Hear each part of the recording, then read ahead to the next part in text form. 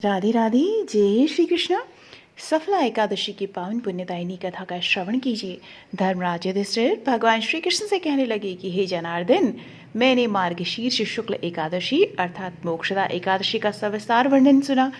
अब आप कृपा करके मुझे पौष माह के कृष्ण पक्ष की एकादशी के विषय में भी बतलाइए। इस एकादशी का क्या नाम है और इसके व्रत का विधान क्या है, इसकी विधि क्या है, इसका व्रत करने से कौन से फल की प्राप्ति होती है। कृपया यह सब आप विधान पूर्वक कहिए।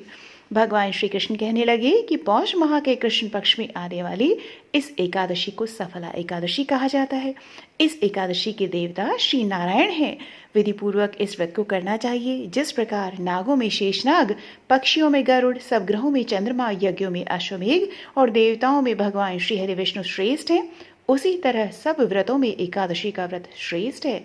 जो मनुष्य सदैव एकादशी का व्रत करते हैं वे मुझे परम प्रिय हैं। इसका महात्म्य मैं तुमसे कहता हूँ, ध्यान पूर्वक सुनो। भक्त वत्सल भगवान श्री कृष्ण कहने लगे कि धर्मराज, मैं तुम्हारे स्नेह के कारण तुमसे कहता हूँ कि एकादशी व्रत के अतिरिक्त मैं अधिक से अधिक दक्षिणा पाने वाले यज्ञ से भी प्रसन्न नहीं होता हूँ। अतः इसे अत्यंत भक्ति और श्रद्धा से युक्त होकर करें। हे राजन, द्वादशी युक्त पौष कृष्ण एकादशी का महात्म्य तुम एकाग्र चित्त होकर के सुनो। चंपावती नगरी में एक महिष्मान नाम का राजा राज्य करता था। उसके 4 पुत्र थे। उन सब में लुम्पक नाम वाला बड़ा राजपुत्र महापापी था। वह पापी सदा परस्त्री और वेश्यागमन तथा दूसरे बुरे कामों में अपने पिता का धन नष्ट किया करता था।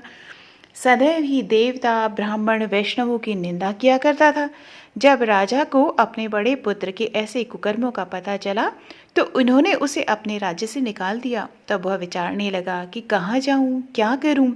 अंत में उसने चोरी करने का निश्चय किया और दिन में वह वन में रहता और रात्रि को अपने पिता की नगरी में चोरी करता तथा प्रजा को तंग करने और उन्हें मारने का कुकर्म करता।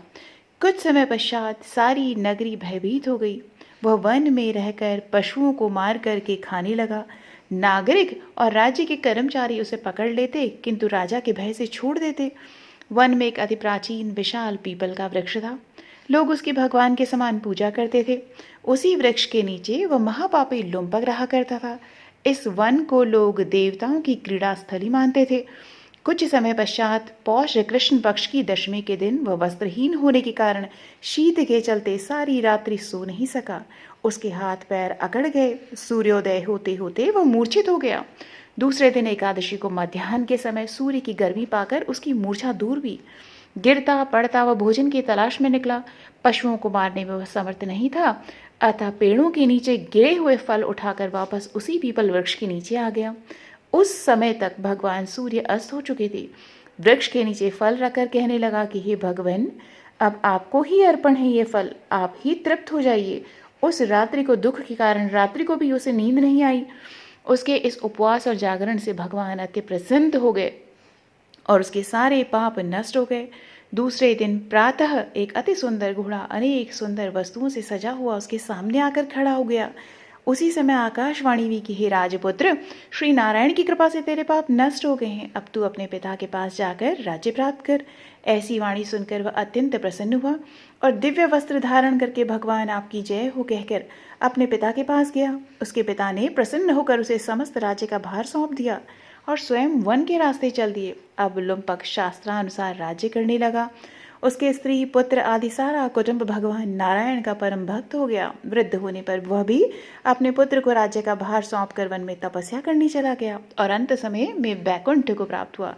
अतः जो मनुष्य इस परम पवित्र सफला एकादशी का व्रत करता है उसे अंत में मुक्ति मिलती है।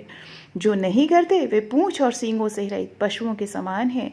इस सफला एकादशी के महात्म्य को पढ़ने अथवा इसका श्रवण करने से मनुष्य को अश्वमेघ यज्ञ का फल प्राप्त होता है।